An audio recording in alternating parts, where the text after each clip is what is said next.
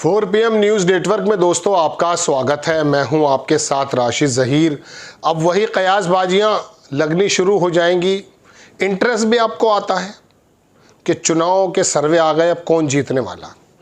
और बिहार का चुनाव जब आएगा 3-4 महीने बाद, तो यकीन मानिए पूरे देश में एक रंग चढ़ जाएगा। मैं कभी कभी बिहार के लोगों को बड़ा सैल्यूट करता हूँ। वजह उसकी क्या है, मैं आपको सर्वे बताने जा रहा हूँ कि बिहार में राष्ट्रीय जनता दल कांग्रेस के गठबंधन की सरकार बनने जा रही है फुल बहुमत के साथ। ये सर्वे आया, लेकिन मैं उससे पहले अपने मन की भी तो निकालूंगा जनाब।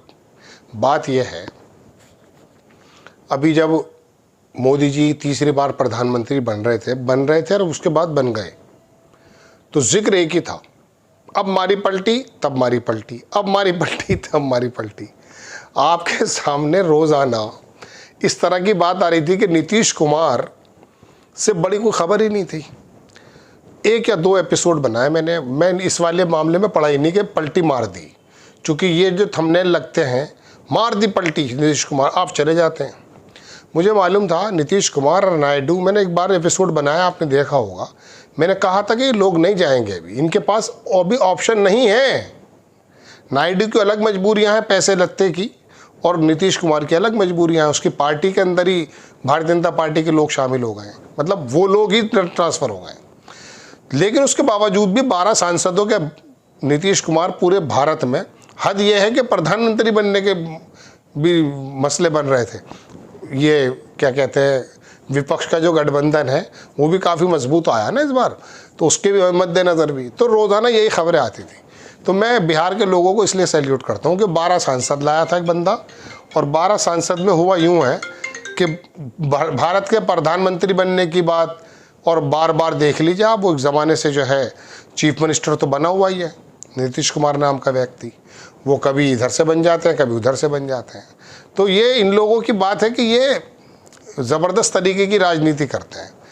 मतलब 38-39 सांसद स्टालिन पे उसका कोई जिक्र नहीं है, 12 सांसदों का जिक्र जो है वो नीतीश कुमार का सबसे ज़्यादा होता। खैर, मैं अपनी बात पर आ जाता हूँ। खबर देखें आप, बड़ी इंपॉर्टेंट है, बड़ा मज़ा आपको आने वाला भी है। बिहार में किसकी सरकार बनेगी, नीतीश या तेजस्वी? विधानसभा चुनाव से पहले आया चौंकाने वाला सर्वे। विधानसभा से पहले, चुनाव से पहले राजनीतिक तापमान तेज़ हो गया, वहाँ तो तापमान तेज़ ही रहता है। एक ताज़ा ओपिनियन पोल के नतीजे राज्य की राजनीति में हलचल मचा दी है। सर्वे के मुताबिक एनडीए और महागठबंधन के बीच कांटे की टक्कर होगी, लेकिन मुख्यमंत्री नीतीश कुमार के नेतृत्व वाले एनडीए सरकार को नुकसान उठाना पड़ सकता है। क्या नोट, वहीं तेजस्वी यादव की अगुवाई वाले आरजेडी कांग्रेस लेफ्ट महागठबंधन बहुमत के करीब पहुंचकर सरकार बना सकता है, ये लिखता अखबार। महागठबंधन को मिल सकती है स्पष्ट बढ़त। पोल ट्रैकर की ओर से 15 मार्च से 5 जून के बीच कराए गए इस सर्वे में 5 लाख से ज़्यादा लोगों से बातचीत की गई। इसके अनुसार महागठबंधन को 44.2, लालू प्रसाद की लड़के की पार्टी को 44.2 वोट शेयर के साथ लगभग 126 सीटें मिलने की संभावना है, जबकि एनडीए के खाते में 112 सीटें आ सकती हैं। बिहार विधानसभा में बहुमत के लिए 122 सीटों की आवश्यकता होती है, लिहाजा महागठबंधन का ओपिनियन पोल में मिला आंकड़ा सत्ता के समीकरण बदल सकता है, जिससे नीतीश कुमार की सत्ता वापसी राह कठिन हो सकती है। प्रशांत किशोर के पक्ष में नहीं है लोग, देखिए क्या उसने मेहनत की थी बेचारे ने जन स्वराज के। चलिए उसके बाद नहीं करते। सीएम के रूप में कौन है पसंद? ताज़ा सर्वे में तेजस्वी यादव मुख्यमंत्री पद के लिए पहली पसंद बने हैं। 43% लोगों ने उन्हें पसंद किया है। नीतीश कुमार को 31% लोग एक दूसरे स्थान पर हैं। वहीं प्रशांत किशोर को 9 लोगों ने पसंद किया है। फैसला चुनाव के नतीजों पर टिका है। अब इसको तो छोड़ दीजिए, ये तो बात हो गई जनाब सर्वे की, कि सर्वे वहाँ पर ऐसा आ सकता है, जैसा भी आ सकता है। बात यह है कि वहाँ भारतीय जनता पार्टी कामयाब नहीं हो रही एक ज़माने से। मालूम है क्यों? मैं एक ज़माने से कहता हूँ कि राहुल गांधी इस बात को अगर समझ लें कि आरएसएस और बीजेपी के हिंदुत्व की अगर कोई काट हो सकती है, 11 साल में तो आई नहीं है, वो सिर्फ और सिर्फ जातिवाद। देखिए मैं इसका पक्ष में नहीं हूँ, लेकिन जातीय समीकरण जब आप साध लेते हैं, तो उत्तर प्रदेश में आप क्या समझ रहे हैं, अखिलेश यादव लोकसभा में क्या प्रधानमंत्री के रूप में पसंद थे पहले? नहीं, वो वजह ये थी कि जातीय समीकरण बांध दिया था उन्होंने। बिहार के अंदर दरअसल जातीय समीकरण है, इसमें कांग्रेस ने बड़ा अच्छा काम किया है और वहाँ ज़्यादातर लोग हिंदुत्ववादी हैं एक वर्ग, लेकिन ज़्यादा है भी नहीं। वो जातियों पे, नौकरियों पे, आरक्षण पर, जॉब पर, इस महंगाई पर, इस पर बात करते हैं। और दूसरी बात, इसमें भी कोई दो राय नहीं है कि वहाँ का जो वोटर है वो बड़ा समझदार है। चाय की दुकान में अखबार पढ़ के वो बता देगा कि आसाम का चीफ मिनिस्टर पिछला कौन था, आराम से बता देगा। अवेयर है वो। ये बात अलग है कि अवेयर होने के बावजूद भी वो ऐसे लोगों को नहीं चुन पा रहा, चाहे उसमें लालू प्रसाद यादव हों पहले या अब नीतीश कुमार हों, जो बिहार को कम से कम किसी तमिलनाडु के, महाराष्ट्र के कहीं और समकक्ष खड़ा कर दे। आज भी भारत में जब भी मजदूर तबका दिखाई देता, बिहार का ज़्यादा नज़र आता है। वजह उसकी ये है ना कि वो सिर्फ जातिवाद में बट करके रह गए, ऐसे ऑप्शन उनके सामने नहीं थे। लेकिन बहरहाल एक अच्छी बात यह है कि हिंदुत्व और कट्टरता वहाँ बहुत ज़्यादा नज़र नहीं आती, जो उत्तर प्रदेश, उत्तराखंड, मध्य प्रदेश, गुजरात यहाँ पर दिखाई देती है। वहाँ ऐसा, हालांकि वहाँ पैर पसार लिए हैं बीजेपी ने। नीतीश कुमार के चेहरे के सामने जब वो इलेक्शन लड़ते हैं तो महिलाओं का, तरक्की पसंद लोगों का, अच्छे लोगों का जमावड़ा नीतीश कुमार के साथ रहता है। इस बार तो चूंकि उनको बदनाम करने का मीडिया ने काम कर लिया था, भारतीय जनता पार्टी के नेताओं ने इनडायरेक्ट वे में उनको किसी तरीके से हटाने का काम पूरा कर रखा है, तो इसलिए उनकी पोजीशन घट गई। वरना वो आदमी कम सीटें लाने के बावजूद भी चीफ मिनिस्टर वो ही रहता था। वो कंपैरिजन, मतलब कभी दोनों हाथ में लड्डू रखते थे, जैसे पाकिस्तान रखता है, एक हाथ में चीन, एक हाथ में पाकिस्तान, एक हाथ में अमेरिका।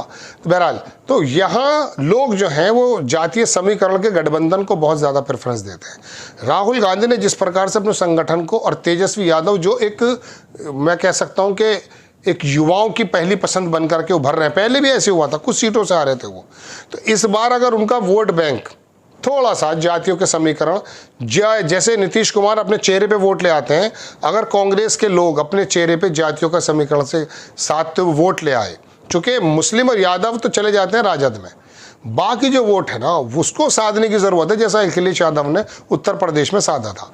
अगर वो साध लेगा और कांग्रेस अपना सेकुलर चेहरा करके कुछ पंडित कुछ बनी है, हालांकि उम्मीद नहीं लगती मुझे, वो भारतीय जनता पार्टी के ज़माने से वोट है तो, लेकिन अगर उनको जो है अपने कैंडिडेट खड़े करके कर दिए गए तो हो सकता है वहाँ पर वो लोग कुछ ऐसा परसेंटेज नीतीश कुमार या भाजपा से छीनने में कामयाब हो जाए, जिसकी ज़रूरत इस समय राजद या महागठबंधन को है। तो ये सर्वे ठीक भी हो सकते हैं। हालांकि 4 महीने में क्या क्या खेल होंगे आपको मालूम है। कल ही मैंने आपको बताया, एक मैं एपिसोड बनाया भी है, कि वो बिहार के जितने पत्रकार हैं, इन्फ्लुएंसर अमित शाह ने बुला लिए हैं। माहौल, अब तो सारे काम होंगे ना। दूसरी बात, वहाँ वोटर लिस्ट में क्या क्या मामला चल रहा है, दुनिया मतलब उनके हाथ में तंत्र है, उनके हाथ में बहुत, मैं कहता हूँ, सोचने समझने वाले, काम करने वाले, बूथों पे काम करने वाले, वोटर लिस्ट में काम करने वाले लोग मौजूद हैं। तो ऐसे लोग जो हैं तो उनके पास वो है, ताकत है। लेकिन उसके बावजूद भी फिर भी ज़मीनी जो ज्वार होता है वो कभी कभी इन बातों पे भारी पड़ जाता है। हालांकि बहुत ज़्यादा भारी नहीं पड़ रहा, 2-2.5%, 1.5-2% का फ़र्क है, लेकिन ये वोट परसेंटेज अगर आ गया, इतना ही डिफरेंस हुआ, तो नो डाउट महागठबंधन की वहाँ सरकार बनने में कोई मुजायका मुझे लगता नहीं कि ना बने। सर्वे आया है, सर्वे आते रहते हैं। हालांकि मैं पहले बता दूं, मैं किसी भी सर्वे के पक्ष नहीं ले सकता, चूँकि ये इन्फ्लुएंस होते हैं, सरकारों की तरफ से भी आते हैं, पैसे लेके भी काम करते होंगे, मेरे पे एविडेंस नहीं है, लेकिन इनकी हालत दिखती है। और ये अक्सर अपने मुंह के बल गिरते भी हैं। लेकिन पोल ट्रैकर है, कुछ ऐसे सर्वेज हैं जो ठीक ठाक सा काम करते हैं, उसी का ये सर्वे भी मौजूद है। लेकिन 4 महीने में गंगा में पानी बहुत बह जाएगा। अभी तो हिंदू मुस्लिम होना बाकी है, और लाल कपड़े और सफ़ेद कपड़े और ये सब आना बाकी है वहाँ पर। देखिएगा अमित शाह जब अपनी टीम के साथ वहाँ पहुँचेंगे, एक रंग बदल जाएगा, हालात दूसरे हो जाएंगे। फिर चुनाव आयोग है, फिर मशीनें हैं, मतलब अब कुछ कहा नहीं जा सकता, अब तो बस बात दूसरी है। आपको खबर अगर अच्छी लगती है, बराए करम चैनल को सब्सक्राइब करें, शेयर करें। नेक्स्ट टाइम मैं किसी खबर के साथ हाजिर होता हूँ। जय हिंद।